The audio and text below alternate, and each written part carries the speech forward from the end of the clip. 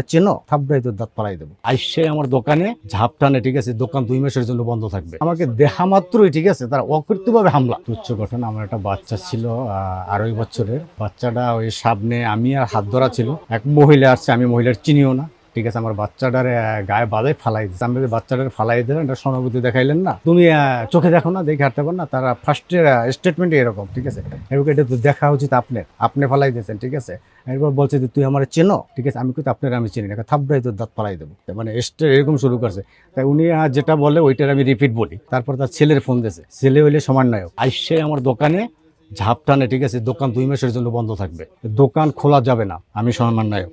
যে কথা বলার পরে আমার এই যে মালিক এনে বজ্র সমিতির যারা কর্মকর্তা আছে তারা বলছে এটা আসছে, এটা কী হয়েছে, ঠিক আছে, এটা কি আপনারা মহিলার বলছে যে আপনারা কি সমাধান চান, যদি সমাধান চান, সে যদি অপরাধ করে, ঠিক আছে, বিচার হবে, আপনারা এবার। আর যদি বন্ধ করার ইচ্ছা থাকে তো এটা বন্ধ করে দেন। আমার খোঁজ দিয়ে আছে আর কি, ঠিক আছে, যে সে কই কোথায় কীভাবে, ঠিক আছে, তারা এখন আনবা, ঠিক আছে, তারা 20-25 জন এই সমন্বয়ক নিয়ে, ঠিক আছে, এখানে জড়ো করতে আছে। মোটামুটি একটা বিশাল ভয়াবহ, সবাই একটা আতঙ্কিত ছিল, তাদের যে একটা হুমকি ধামকি বা এরকমই ছিল, ঠিক আছে। তারপর যাই হোক, আমি ফোন দিয়েছে, আমার আসছে, তারা বৈঠকে রাজি হয়েছে। বৈঠকে আমাকে দেখা মাত্রই, ঠিক আছে, তারা অকৃত্যভাবে হামলা, মানে এই লোক, ঠিক আছে, আমরা সমন্বয়ক, ঠিক আছে, এইটা কয়ে হামলা করে, ঠিক আছে। তারপর আমাদের এই বস্ত্র সমিতি যারা আছে, ঠিক আছে, তারা মোটামুটি একটা উত্তেজিত হয়ে গেছে যে ঠিক আছে, তোমরা এতগুলা কর্মকর্তার সামনে বই, ঠিক আছে, কেউ আমাকে অপমান করছো, ঠিক আছে। এই তারা চলে যাওয়ার পর, ঠিক আছে, থানা থেকে লোক আসছিল, তারা স্টেটমেন্ট নিয়েছে। এখন সমিতি যারা আছে তাদেরকে বলছে যে ঠিক আছে, যে এটা একটা মীমাংসা করে দেন। তারা 5টায় তারিখ দিয়েছে, আমার এই বস্ত্র সমিতির সামনে 5টায় এটার একটা বৈঠক হওয়ার সিদ্ধান্ত হয়েছে, ঠিক আছে। আর বৈঠকে যদি আমি সুষ্ঠু বিচার পাই তাহলে আমার কোনো অভিযোগ নাই, আর যদি সুষ্ঠু বিচার না পাই, ঠিক আছে, তাহলে আমি এটা আইনের আশ্রয় নেব। আমার এই ব্যবসায়ীর লাগে সমন্বয়কের আমার সাথে একটা কথা কাটাকাটি হয়েছে। এরপরে হলো যে আমার ব্যবসায়ীর সভাপতি, সেক্রেটারি, ক্যাশিয়ার, আমার টোটাল ব্যবসায়ী, বস্ত্র ব্যবসায়ীর এর নিয়ে আমরা বৈঠকে বসছে ওইটা মিউচুয়াল করার জন্য। যখন ওই মহিলার স্টেটমেন্ট নেওয়া হয়েছে, এরপর হইলে যে আমার ব্যবসায়ীর স্টেটমেন্ট নিতে গেছে, তখন হইলে যে ওই মহিলার ওই যে সমন্বয়ক, এরা 7-8 জন লোক আইসা আমার ব্যবসার গায়ে উড়োদৌড় আমার শুরু করছে, যেটা সিটিতে আছে, সিসি ক্যামেরা আছে, আপনারা অন্তত দেখছেন।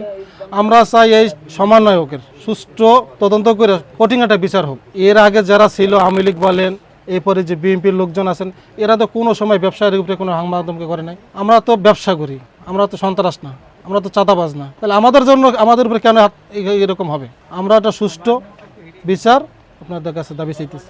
2 জন ছেলে যে মহিলার সাথে সূত্রপাত, তো ওনার যে ছেলে, ওনারা 2-3 জন দেশে, ওই ছেলের মা এবং এরা পরিচয় দিয়েছে এরা সমন্বয়ক, এবং সমন্বয়কের মা হিসাবে একজন গর্বিত মহিলা হিসাবে তার দক্ষতা, মানে বলটা এবং তার ক্ষমতা খাটাইয়া ব্যবসায়ীদের উপরে এই জুলুমটা করে গেছে।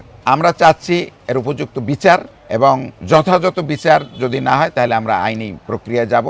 এবং এর পূর্বেই আমরা আগেই বলছি আমি যে আমরা সমস্ত দোকানপাট বন্ধ করার একটা প্রস্তুতি নিয়েছিলাম, কিন্তু দুর্ভোগের কথা চিন্তা কইরা এবং স্থানীয় কিছু রাজনৈতিক নেতাদের পরামর্শ নিয়ে তারা আমাদেরকে বলছে যে দুর্ভোগটা না করে আপনারা আইনের আশ্রয় নেন অথবা যথাযথ বিচারের ব্যবস্থা করেন, সেইভাবে সমাধানে যান, কিন্তু ওটা আমাদের সাধারণ মানুষের জন্য খুব কষ্টকর হবে।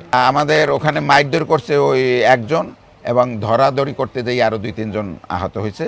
তারা হসপিটাল থেকে অবশ্য প্রাথমিক চিকিৎসা নিয়ে আসছে দিয়া পক্ষ থেকে। পরে এরা অনুতপ্ত হইয়া কিছু লোকজন এখানে চলে আসছে, আমার কাছে আসছেন, নাম প্রকাশে অনিচ্ছুক আমি, যারা আমাকে ধরছে যে আমরা এখানে স্থানীয়ভাবে সমাধান করব এখানেই। কিন্তু সমাধান করতে গেলে যে বিচারটুকু করা লাগে সেই বিচারটুকু ওনারা করতে পারবেন কি, সেইটা আমি ওনাদের সাথে আনতে পারি নাই, যার ফলে আমরা বলছি যে এটা আগামীকালকে এই যে 5টার দিকে একটা বৈঠক করিয়া সেই বৈঠকে বিচার হবে অন দ্য স্পটে। এইখানে বিচারটা যদি যথাযথ হয় তাহলে আমরা আর কোনো দিকে আগাবো না, আর নয় আমরা আইনের দিকে আগাবো।